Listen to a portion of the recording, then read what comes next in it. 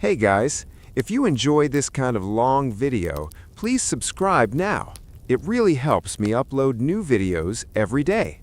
The pale, the plucked, and the perplexing. Hey guys, welcome back. Go ahead and dim the lights. Find your most comfortable spot, and maybe pull that blanket up just a little higher. Tonight, we're going to drift back through the centuries to look at something surprisingly exhausting, the quest for the perfect face. Specifically, what it meant to be considered beautiful in the Middle Ages. It was a time of intense piety, questionable hygiene, and some truly baffling fashion choices that make our modern obsession with filters look almost reasonable. So let's just relax and float into a world where forehead real estate was the ultimate status symbol and eyebrows were strictly optional. To understand medieval beauty, we first have to understand that for them, looking good wasn't just about vanity.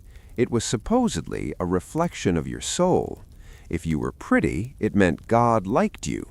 If you were less so, well, people had questions. It's a bit of a harsh vibe to start with, but that was the logic. We'll begin our journey in the high medieval period, roughly the 1200s through the 1400s, where the ideal woman looked less like a modern supermodel and more like a very elegant, very translucent pear. The first thing you'd notice about a medieval it girl is her forehead. To the medieval mind, a large, high, domed forehead was the height of intellectual and spiritual purity.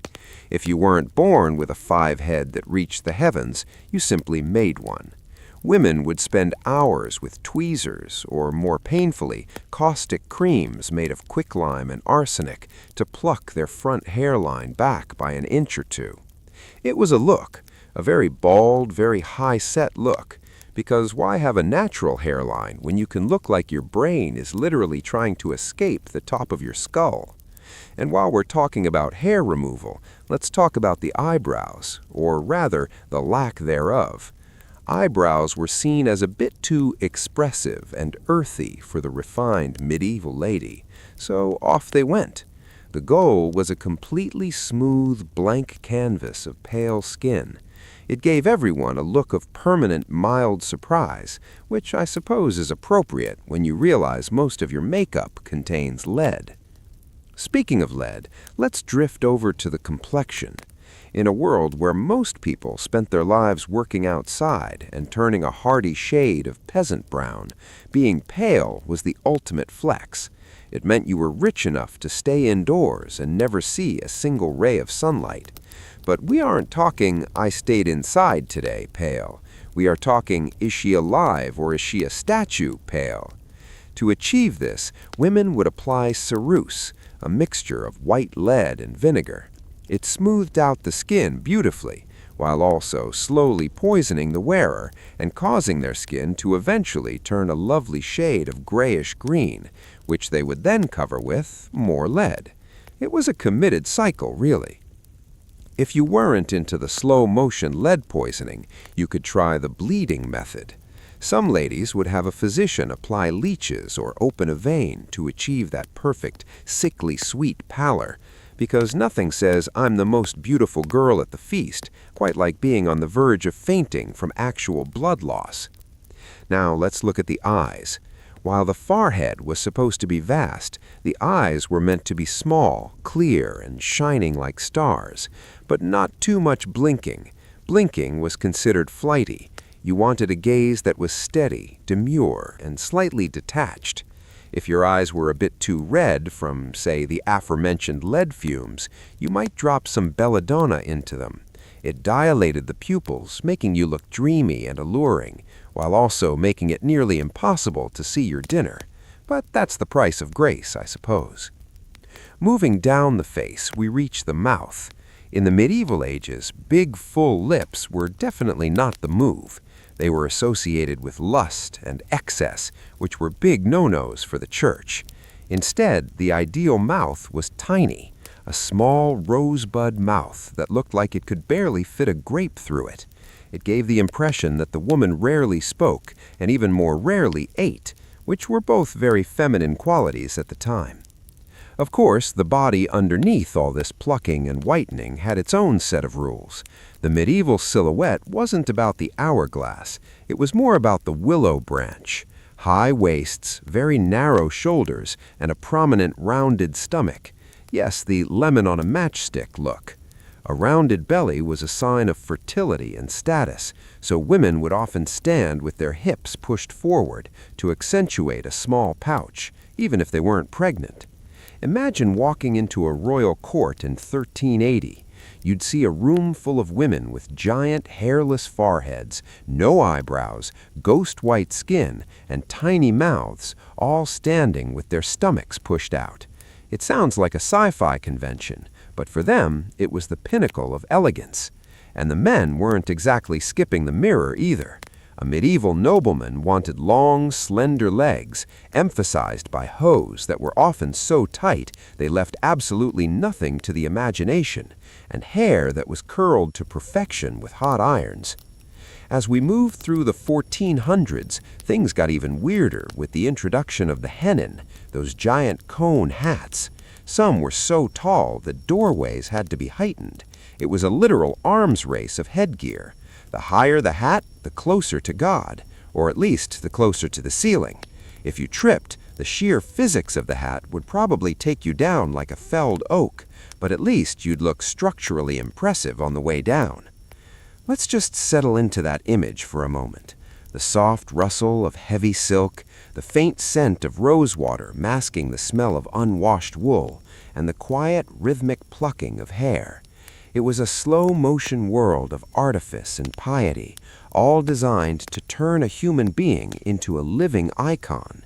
And as the candles flicker lower, we'll continue to explore how these standards shifted, how the fair maidens of the ballads actually spent their mornings, and why, if you were a medieval royal, your face was basically a battlefield for fashion. The French court and the cult of the high forehead. So we've established that in the broader medieval sense, the ideal woman was a pale, plucked, high-foreheaded individual. But when we zoom in on places like the French court, especially during the late 14th and 15th centuries, these trends became almost a competitive sport. The stakes were high, quite literally, as we'll see with the ever-increasing height of the hennin.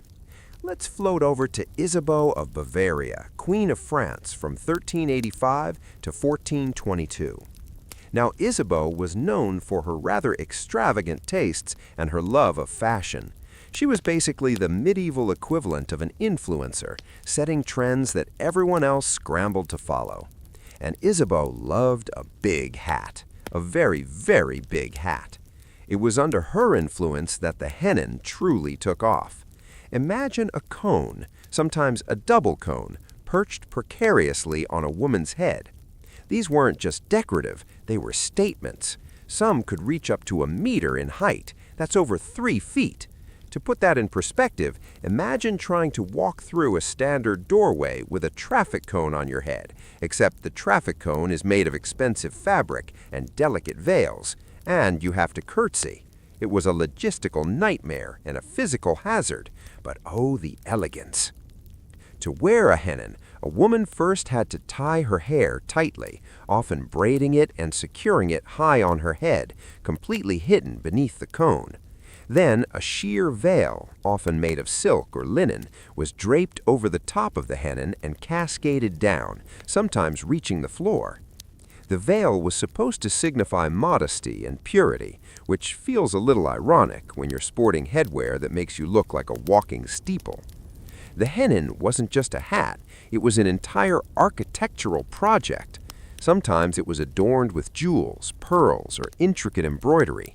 The sheer cost of these elaborate headpieces meant they were exclusive to the nobility and the very wealthy, further cementing their status as a symbol of elite beauty.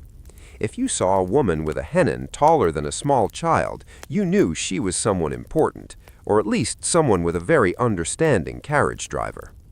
And of course, underneath that towering hennin, Isabeau and her ladies-in-waiting would adhere to all the other fashionable standards we discussed. The painstakingly plucked hairline receding so far back it almost looked like they were bald from the front. The ghostly white ceruse applied thickly to the face, giving them that ethereal, slightly terrifying glow. The almost invisible eyebrows lending an air of perpetual gentle confusion. The tiny pursed lips painted a subtle red with plant dyes, always giving the impression of quiet contemplation.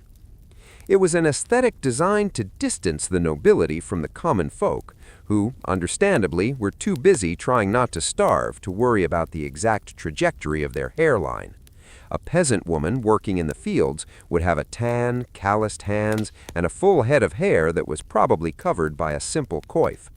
A noblewoman aimed for the exact opposite, an almost doll-like fragility, a blank canvas of a face, and a head that looked like it was about to scrape the heavens. There's a certain tragic irony to this pursuit of an almost alien beauty. These women, especially the queens, were often married for political alliances, their bodies expected to produce heirs, and yet their public persona demanded this extreme, often uncomfortable, and sometimes dangerous commitment to an artificial ideal. Imagine the headaches from the tight hair lacing, the skin damage from the lead-based makeup, and the sheer neck strain from balancing a meter-high hat all day. Beauty, as they say, is pain, and for medieval French royalty, it was often a very literal and continuous ache. Even the way they carried themselves was part of the beauty standard. A noblewoman was expected to move with a slow, gliding grace, no sudden movements, no rushing.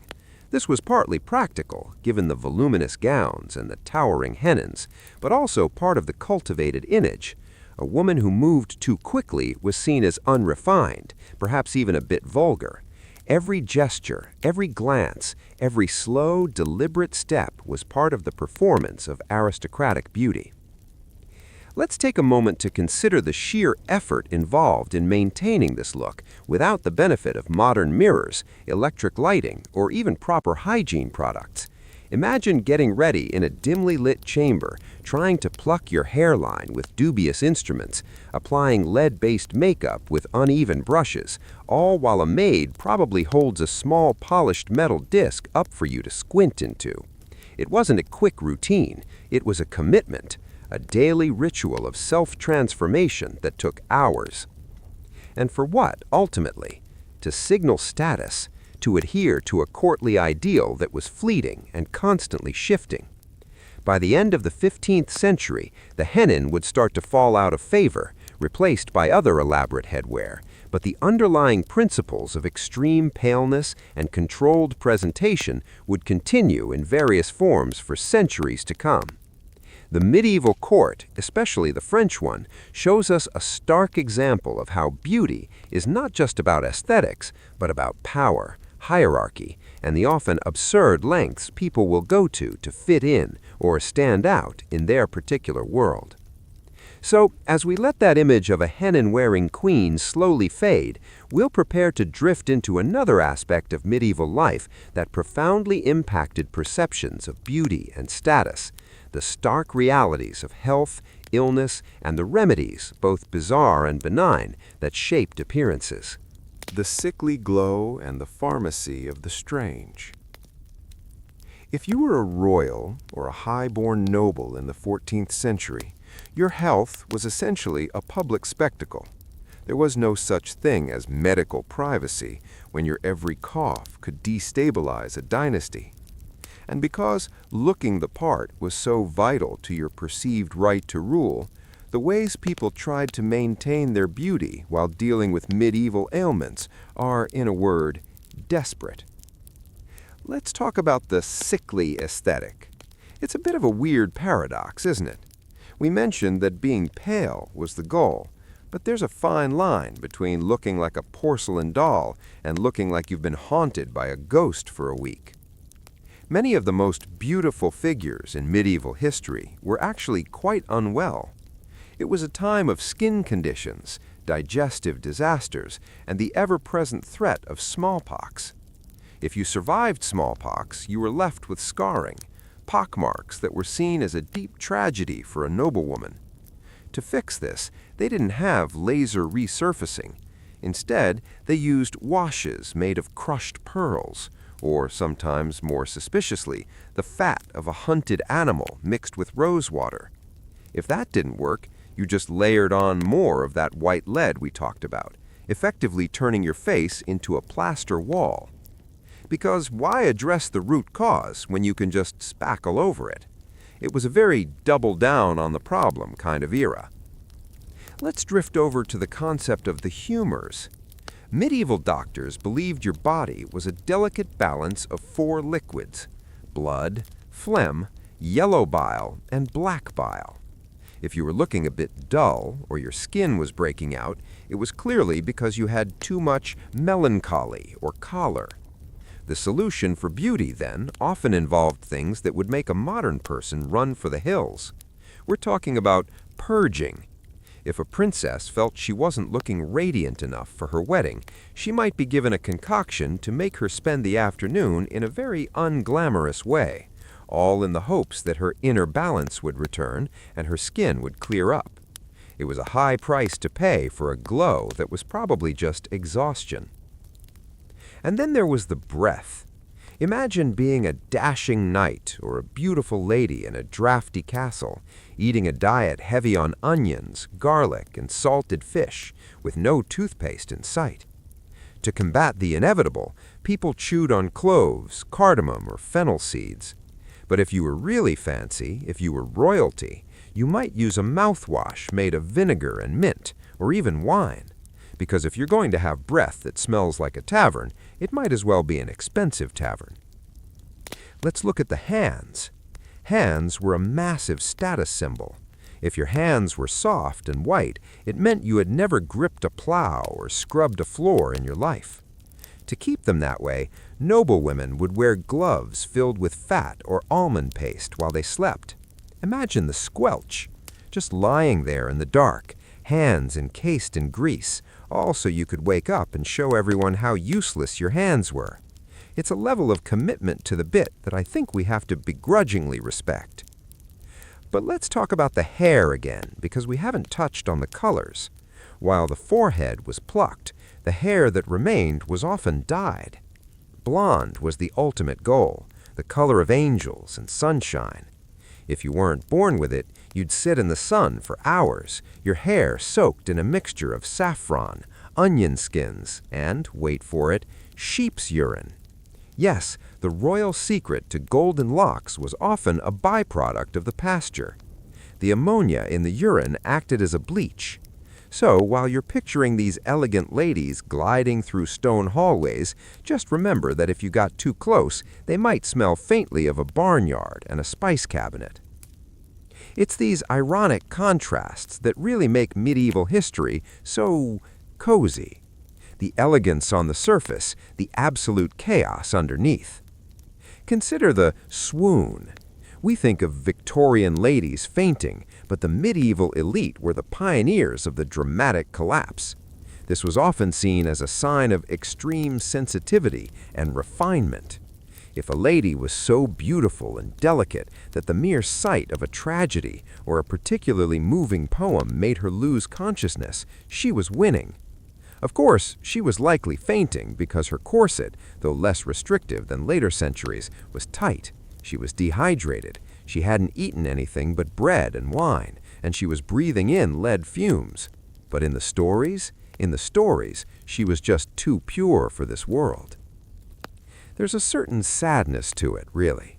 All these kings and queens trapped in bodies that were constantly failing them, spending their vast fortunes on beauty secrets that were essentially just toxic chemicals or kitchen scraps. You have someone like King Henry VI of England, who was often described as having a pious and simple look, which was really just a polite way of saying he looked perpetually overwhelmed and sickly. He wasn't interested in the tight hose and pointy shoes competition. He just wanted to be left alone with his books. But as a king, his physical appearance was a matter of state. If he looked weak, the country felt weak. So they'd dress him up in the finest ermine, put a heavy gold crown on his head, and hope no one noticed that he looked like he'd rather be anywhere else. As we drift further into the night, think about the quiet of a medieval bedchamber. The smell of beeswax candles, the heavy tapestries dampening the sound of the wind outside, and a queen sitting at her vanity. She's tired. Her skin is irritated from the lead. Her head aches from the weight of her hairpiece. But she picks up the tweezers and starts on that forehead again, because to be royal is to be a symbol. To be beautiful is to be blessed. And in the Middle Ages, the line between a blessing and a burden was very, very thin. Let's just float here for a moment in that space between the public image and the private struggle. The silk and the sheep's urine, the gold leaf and the lead poisoning. It's a strange rhythmic dance of vanity and survival. And as the fire in the hearth dies down to glowing embers, we'll move on to the next chapter of this long, slow story, looking at how these standards didn't just affect the face, but the very way people walked, sat, and existed in the world. The geometry of silk and the long-toed folly. If you were to stand in a royal court around the year 1360, you'd notice that the silhouette of the people around you was, well, let's call it ambitiously vertical. Everything about medieval high fashion was designed to make you look long, lean, and utterly incapable of doing a single lick of manual labor. Because, as we know, the ultimate beauty standard was looking like you had never even seen a shovel, let alone touched one. Let's start with the men. For a long time, men wore long, flowing tunics that were frankly quite sensible. But then came the 14th century, and suddenly the young noblemen decided they wanted to show off their legs, and I mean really show them off. They started wearing doublets, short padded jackets that were so tiny they barely covered their hips. Underneath, they wore hose that were essentially medieval leggings. Now, these hose weren't stretchy like modern athletic gear. They were made of woven wool or silk, which meant they had to be tailored within an inch of their lives to fit without wrinkling. If your hose had a wrinkle, you were basically a social pariah. Men would have their hose pointed or tied directly to their undergarments with dozens of little strings. It was a commitment. You couldn't just hop into your pants. You had to be laced into them by a valet. It gave the men a look that was incredibly leggy, sort of like a very fancy, very expensive heron. But the real star of the show, and perhaps the most ridiculous beauty standard for men, was the porcelain.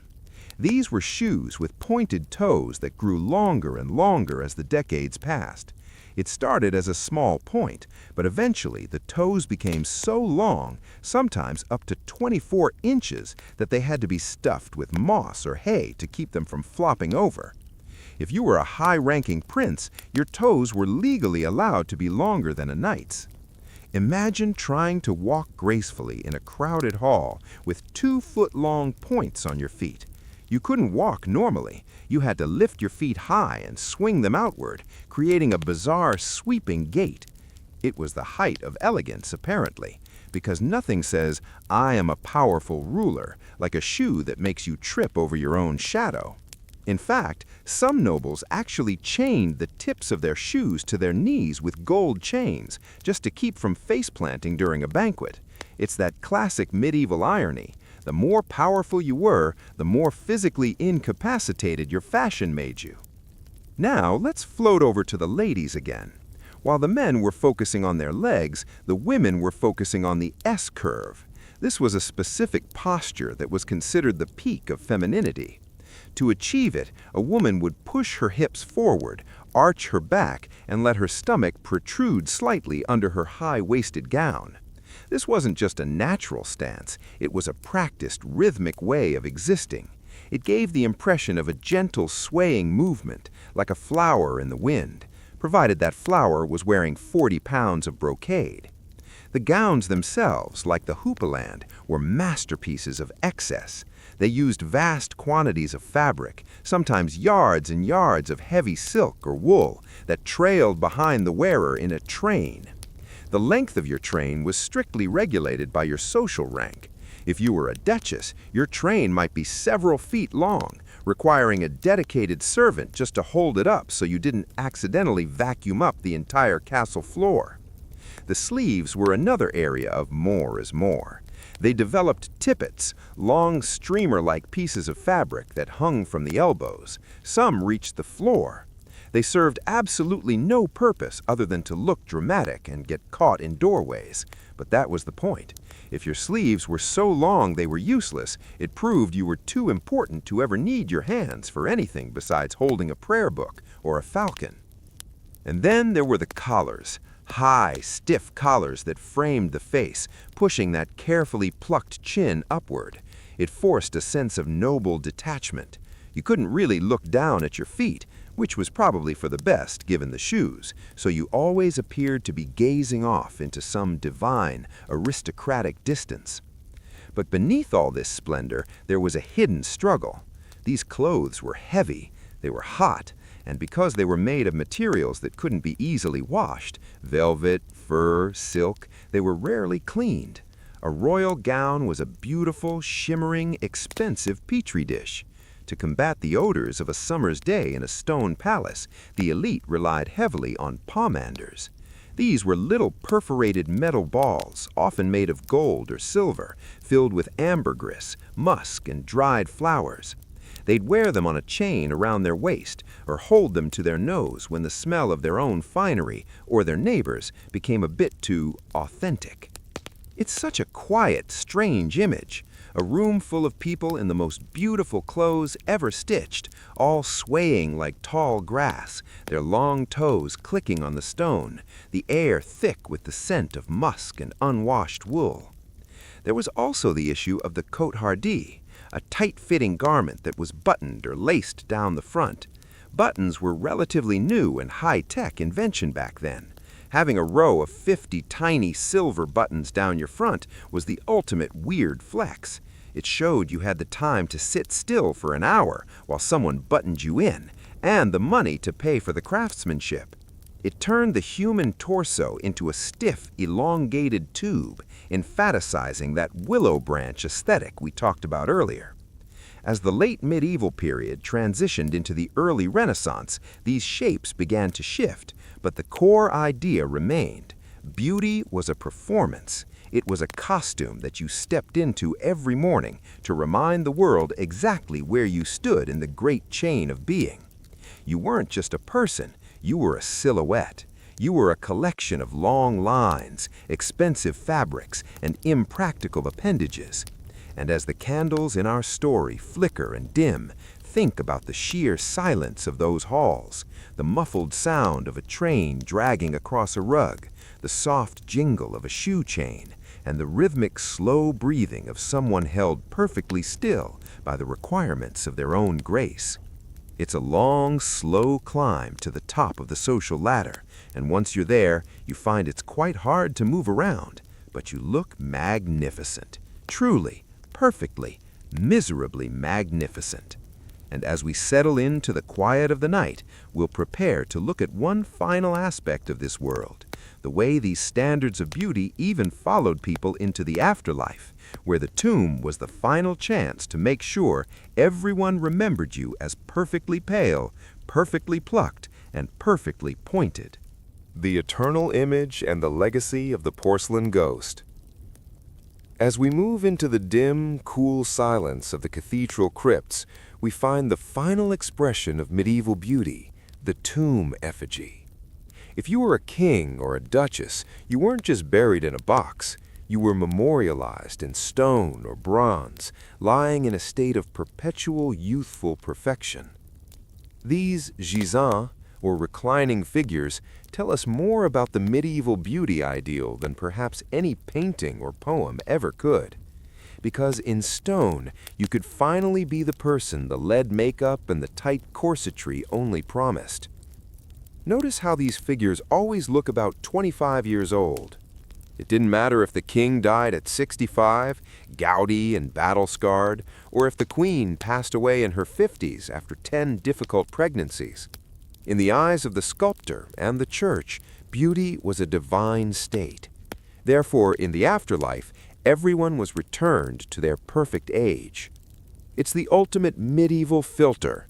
The wrinkles are smoothed away, the pockmarks vanish, and that high domed forehead is rendered in smooth polished marble, forever free of the stray hairs that require daily plucking. There's a gentle, ironic peace in these monuments. The hands are always pressed together in prayer. Those long, slender fingers we mentioned earlier, the ones that spent their lives encased in almond paste-filled gloves, are now frozen in a gesture of eternal piety. The feet, often resting on a lion for strength or a dog for loyalty, still wear those pointed poulains, though in death they finally stop being a tripping hazard. But let's talk about the transy tombs, or cadaver tombs, which emerged in the later Middle Ages. These are a bit darker, but they fit our sleepy, slightly snarky narrative perfectly. Some nobles chose to have a two-story tomb. On the top level, they were shown in all their royal finery, beautiful, serene, and perfectly dressed.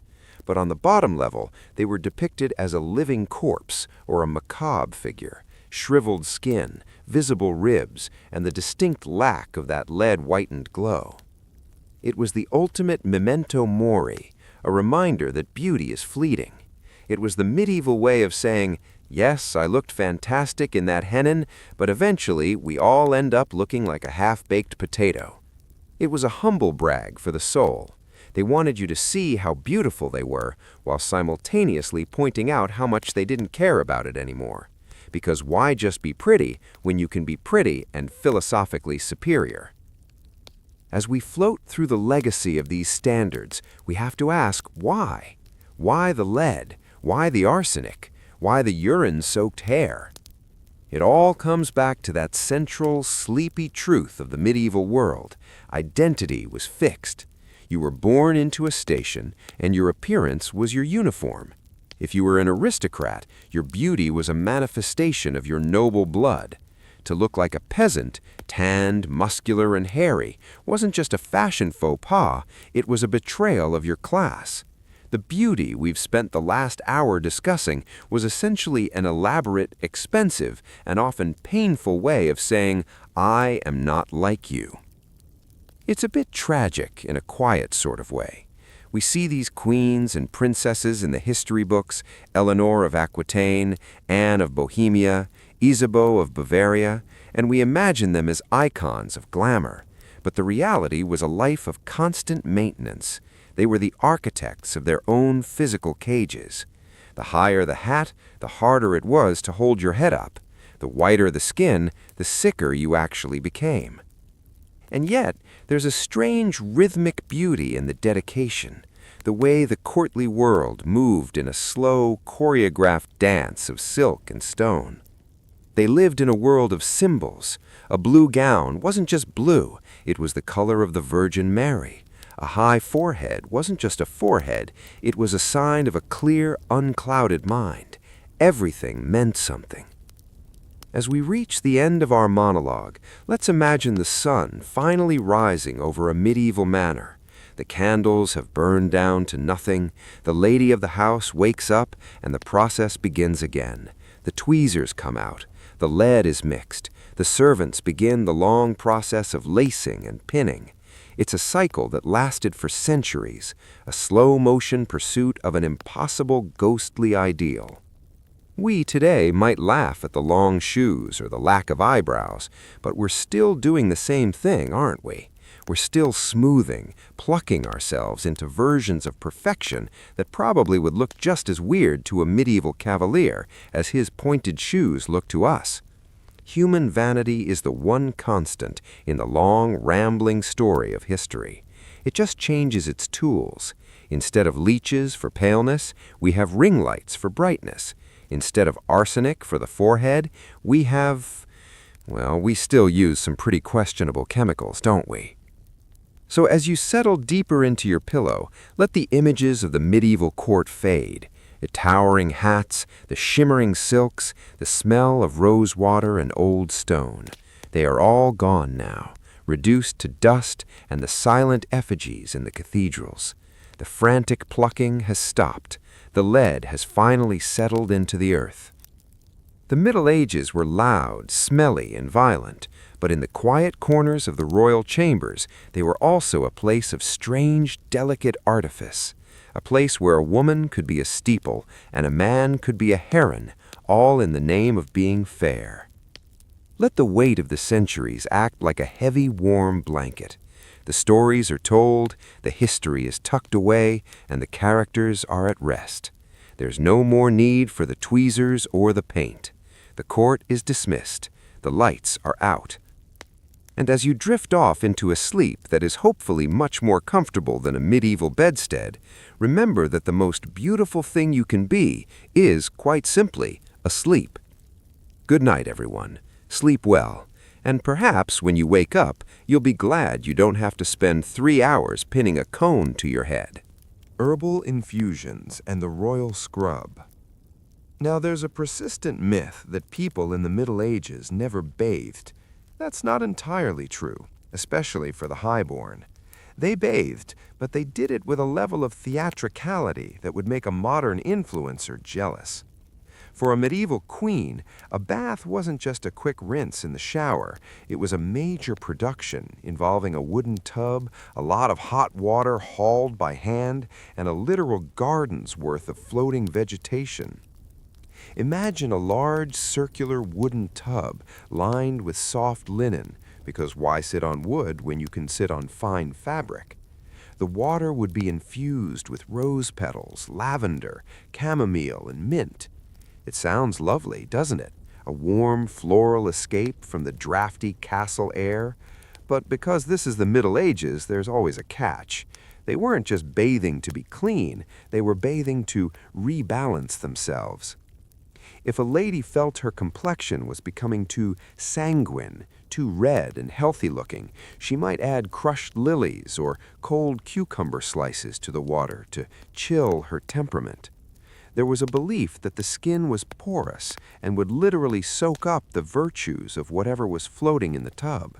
So if you wanted to be pure, you bathed with lilies. If you wanted to be youthful, you might add a dash of cow's milk, channeled straight from the legendary habits of Cleopatra. It was a liquid alchemy of vanity. But let's talk about the hair.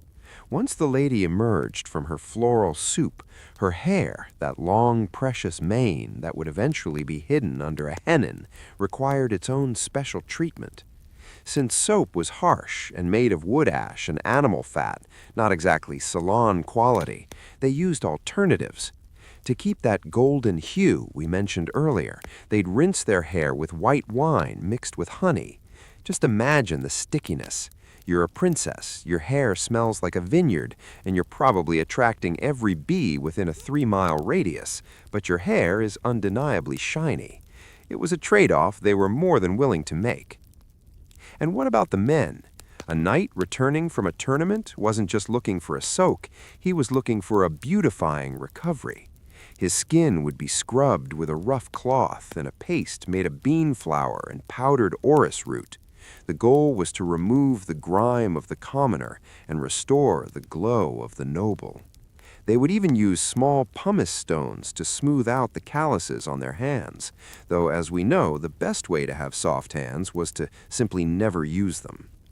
As the late 1400s rolled around, the beauty habits of the elite became even more specialized. We start seeing the use of beauty waters. These weren't just water, they were distilled essences of everything from rosemary to, well, crushed snails. Yes, the snail mucin trend in modern skincare actually has a very old, very slimy ancestor. Medieval ladies believed the slime from snails could smooth out wrinkles and knit the skin back together. They would distill the snails in a glass alembic and pat the resulting water onto their faces. It's a bit of a mood killer when you're trying to feel like a fairy tale princess, but hey, if it worked for the snails, why not for the Duchess of Burgundy? There's a certain rhythm to this life. The slow heating of the water over a hearth, the gentle pouring, the scent of steam mixed with rosemary. It was one of the few times a royal was actually somewhat vulnerable, away from the heavy robes and the stiff collars. Yet even here, the standards followed them. Even in the tub, they were thinking about how to make their skin paler, their foreheads smoother, and their hair more like spun gold. As we moved toward the end of the 15th century, these standards began to collide with the early Renaissance. The look started to shift. The forehead stayed high, but the S-curve began to soften. The colors became richer. The lead makeup stayed, unfortunately, but the way it was applied became more artistic. We start to see the beginning of the English rose look, a bit more pink in the cheeks, achieved by rubbing the skin with sandalwood or even red wine. It was a slight move away from the ghostly statue look, but only a slight one. Think about the legacy of these people. We see them in the illuminated manuscripts, tiny figures in gold leaf and vibrant blues. They look so still, so perfect, and so fundamentally different from us. But when you look at the beauty waters and the hair dyes, you realize they were just as human, just as insecure, and just as obsessed with their reflection as anyone scrolling through a phone today. They were just working with what they had, which happened to be snails, lead, and sheep's urine. The Middle Ages weren't just a time of knights and dragons. They were a time of extreme, dedicated, and often quiet vanity. It was a world where a queen would rather be poisoned by her makeup than look common, a world where a king would rather trip over his shoes than look like he walked on the ground like everyone else. And now the water in the tub has gone cold. The herbs have settled to the bottom. The silk towels have been folded away. The long day of being beautiful is over, and the castle is sinking into the deep, dark quiet of the countryside. There are no city lights to brighten the horizon, only the stars and the occasional flickering torch in the hallway. The medieval world is a place of long silences and slow movements, and as you drift off, let that slowness seep into you. Feel the weight of the velvet, the scent of the lavender, and the total peace of a world that has finally stopped plucking, painting, and posing for the night. History is just a long series of people trying their best to look like they knew what they were doing. And in the dark, everyone looks the same. Everyone is just a person, tired and ready for rest. Good night again. Let the steam of the past fade away, leaving you in the cool, clear present. You don't need any lead, or any snails, or any giant hats. You just need the quiet. The gilded trinket and the scent of status. If you were a lady of the court in the late 1400s, your hands were never truly empty. Even if you weren't doing any work, especially because you weren't doing any work, you needed to be holding something that signaled your grace. The most popular accessory? The Book of Hours. Now, these were prayer books, yes, but they were also the ultimate fashion statement. They were tiny, hand-painted masterpieces, often bound in velvet or silk, with gold clasps that jingled softly as you walked. Imagine the rhythmic sound of those gold clasps hitting the stone floor as a queen glided toward the chapel. It was a sensory experience. The beauty of the book reflected the beauty of the owner's soul. But more importantly, it showed off those hands we've talked so much about. By holding a tiny, precious book, you forced everyone to notice your long, white, useless fingers. It was a prop, a way to frame your physical perfection with a literal object of art.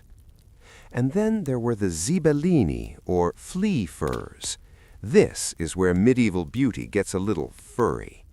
Noble women would often carry the pelt of a marten or a sable, sometimes with the head and paws preserved and decorated with gold and jewels. They would drape these over their shoulders or hang them from their belts. Why? Well, ostensibly it was to attract fleas away from the wearer's body and onto the fur, but in reality it was just another way to look expensive. Nothing says, "I'm the peak of 15th century glamour," like a bejeweled dead weasel hanging from your hip. It's a bizarre contrast, isn't it? The pale, lead-whitened face, the towering silk hennin, and then a tiny, gold-headed animal skin. It's that specific brand of medieval weirdness that feels so cozy when you're wrapped in a blanket centuries later. Let's talk about the scent again, because as the night grows still, the smells of the past become more vivid. We've mentioned the pomander, but the way they used scent was almost like a physical shield. A beautiful person was expected to smell like a garden, never like a human.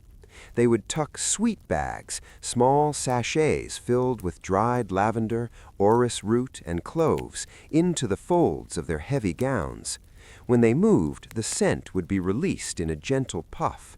It was a way of terraforming the air around them, ensuring that their personal atmosphere was as curated as their hairline. But beauty also extended to the things they ate, or rather, the way they looked while not eating. At a royal banquet, beauty was a performance of restraint. A noblewoman was expected to pick at her food, taking tiny, bird-like bites with those rosebud lips. To eat heartily was to be peasant-like. To be beautiful was to be perpetually, elegantly hungry. They would sip wine thinned with water, flavored with expensive spices like cinnamon and ginger, which were thought to beautify the breath from the inside out. Even their pets were accessories to their beauty. Small, delicate lapdogs or sleek greyhounds were the preferred companions. A large, muddy hunting dog was for the fields, but a tiny, pampered spaniel was the perfect frame for a velvet-clad lap. These dogs were often washed in the same herbal infusions as their owners, meaning the entire royal suite probably smelled like a very expensive, very hairy tea party. As the 15th century began to bleed into the 16th, the Middle Ages were technically ending, but the obsession with these artificial standards only intensified. We start to see the rise of the mirror of majesty. Mirrors were becoming slightly more common, though they were still small and often distorted. Imagine a queen looking into a piece of polished silver, trying to see if her lead paste was even. She wasn't seeing a clear reflection, she was seeing a shimmering metallic version of herself.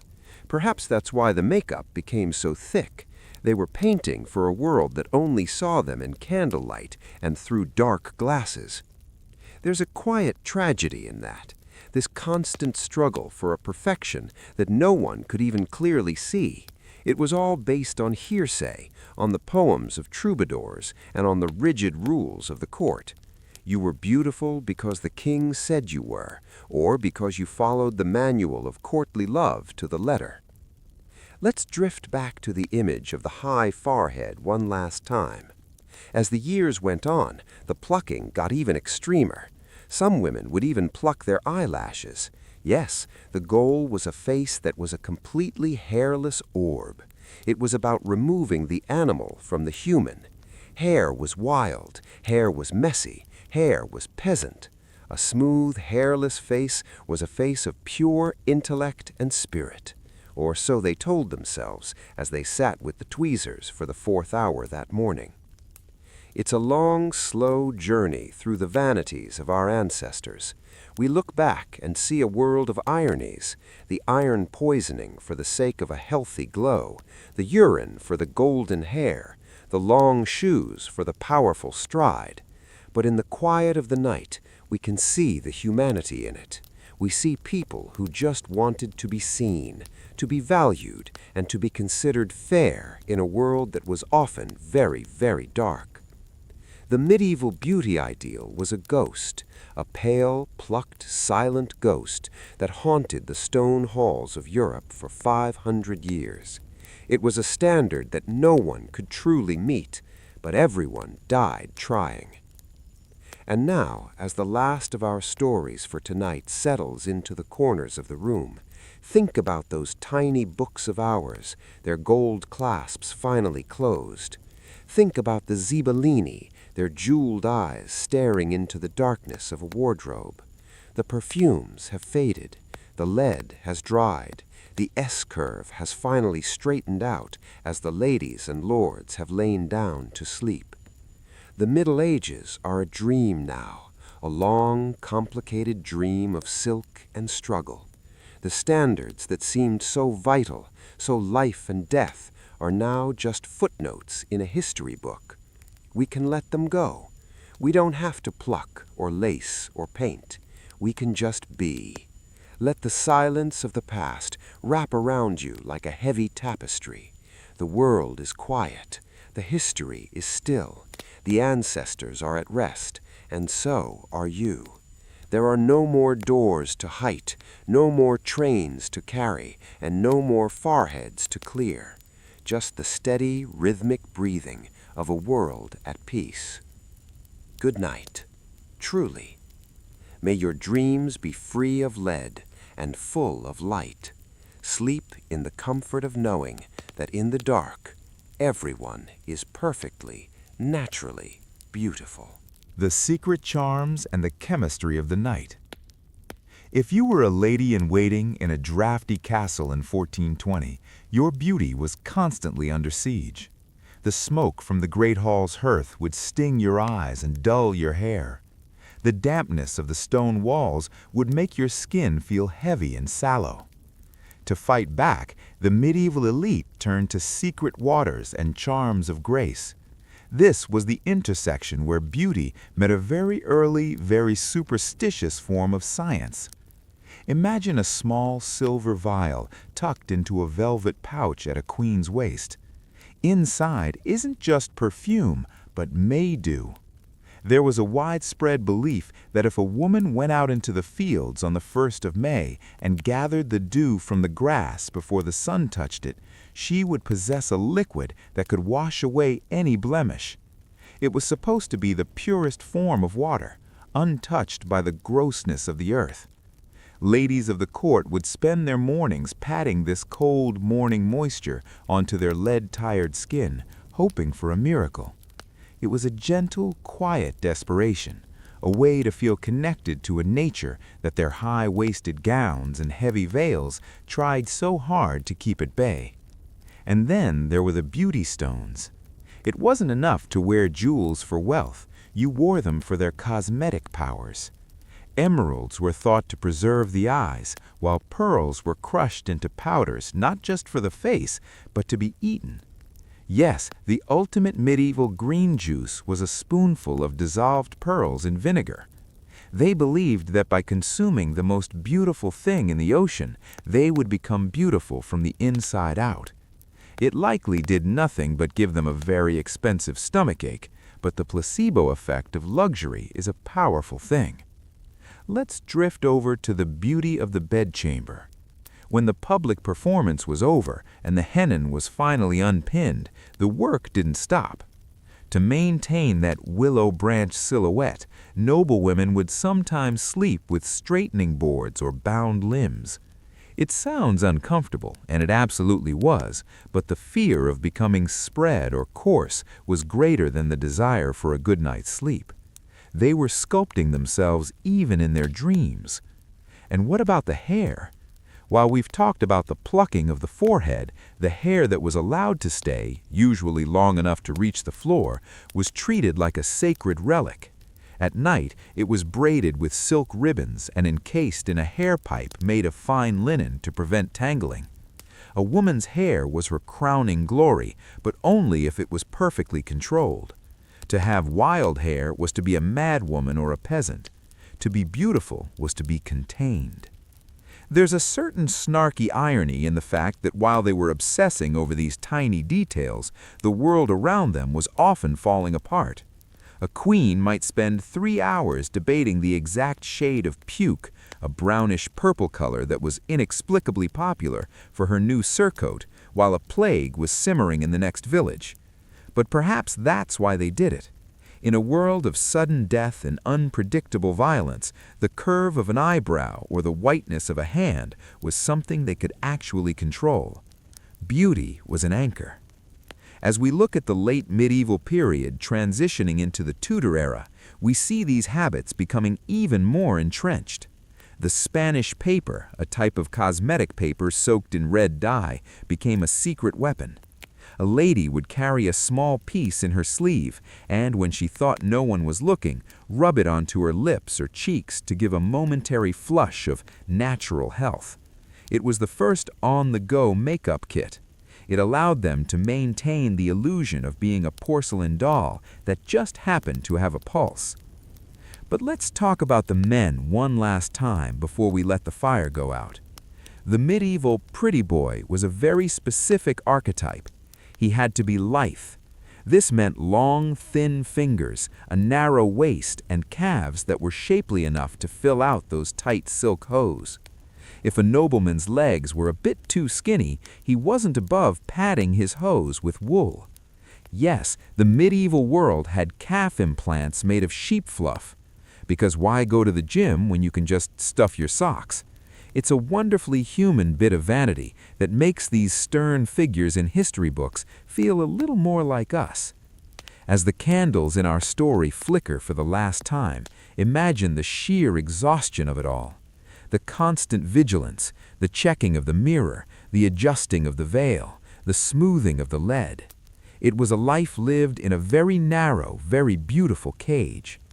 But there's a peace in knowing that all those requirements have faded away.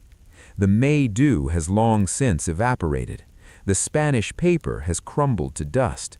The crushed pearls are gone. All that remains is the story. A long, slow, slightly absurd story of people who wanted to be more than they were. History is often told through battles and treaties, but it's lived through the small things. The smell of a rosewater wash, the weight of a gold-clasped book, the sting of a tweezer. It's a human story told in the key of vanity. And now the castle is truly dark. The guards have stopped their pacing. The queen is asleep, her hair pipes straight and her forehead smooth. The knight is dreaming of better shoes and tighter hose. The world of the Middle Ages has folded itself up like a heavy velvet cloak and tucked itself away. You are here in the present, where the air is clear and your forehead can be exactly as high or as low as it wants to be. There are no leeches waiting for you, no arsenic in your moisturizer, just the quiet, steady rhythm of the night. Let your mind drift away from the stone walls and the silk trains. Let the S-curve relax. Let your hands be soft and still. You have traveled through 500 years of fashion and folly, and now you have arrived at the best part, the end of the day. The history is finished. The monologue is over. The beauty of the past is a ghost, and the beauty of the present is simply your own rest. Good night. Sleep deep, sleep long, and as you drift into that final, heavy slumber, know that you are far more comfortable than any king or queen who ever wore a crown. The Middle Ages are behind us, and the morning is a long way off. Sleep well. The ghostly fragrance and the final unveiling. By the time we reached the late 1400s, the concept of beauty had become so detached from the physical body that it was almost a form of performance art. We have spoken of the lead and the hats, but let's float over to the aura. A truly beautiful person in the medieval court didn't just look a certain way, they vibrated with a certain expensive atmosphere. This was achieved through the sacred vapor. Imagine the bedchamber of a high-ranking duchess. The air is thick, not just with the smell of unwashed rushes, but with the heavy, sweet smoke of burning resins. To be beautiful was to be perfumed from within. This involved sitting over a brazier filled with frankincense, myrrh, and dried rosebuds, allowing the smoke to permeate your hair and the many layers of your wool and silk undergarments. It was a slow, suffocating process, but it meant that wherever you walked, a cloud of divine scent followed you. It made you seem less like a creature of flesh and more like an apparition from a stained glass window. There is something wonderfully snarky about the effort involved in smelling like a church just so people wouldn't notice you smelled like a person. But that was the medieval way. If the reality is unpleasant, just layer more gold and smoke on top of it. Let's drift down to the smallest vanities, the teeth. We haven't talked much about the medieval smile, mostly because the medieval smile was something people tried very hard to hide. As we mentioned, small mouths were the goal, but what was inside those mouths was often a disaster of sugar and neglect. To combat the inevitable blackening, the elite used rubbing powders made of burnt rosemary stalks or crushed cuttlefish bone. Imagine the sound, the dry, gritty scraping of bone against enamel in the quiet of a morning ritual. They wanted their teeth to be white as ivory, but given the lack of dentistry, most settled for not actively crumbling. It was a quiet, grinding battle against time. And what about the eyes, truly? Beyond the belladonna drops, there was the gaze of the martyr. To be beautiful was to have eyes that were perpetually slightly watery and red-rimmed, which was conveniently what happened when you spent your life in smoky rooms looking at tiny embroideries by candlelight. This exhausted look was interpreted as a sign of deep spiritual devotion and exquisite sensitivity. If you looked like you hadn't slept in 3 years, you weren't tired, you were ethereal. It's a comforting thought for those of us listening to this in the dark. Perhaps our tired eyes are actually just peak 15th century glamour. Let's look at the legacy of the mirror one more time. In the final years of the Middle Ages, the quality of glass mirrors began to improve, particularly in Venice. For the first time, a queen could actually see the texture of her own skin. This was a crisis.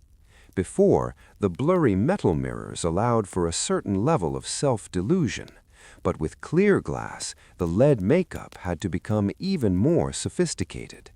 We start to see the introduction of filling pastes, mixtures of wax and pigment used to fill in deep wrinkles or scars, much like a modern construction worker might use wood filler. Imagine the face as a structural project, a layer of wax, a layer of lead, a dusting of crushed flour, and a final pat of rose water. It was a mask so thick that it was said a woman couldn't truly laugh without the risk of her face cracking. But then again, a noblewoman wasn't supposed to laugh. She was supposed to offer a demure and modest smile.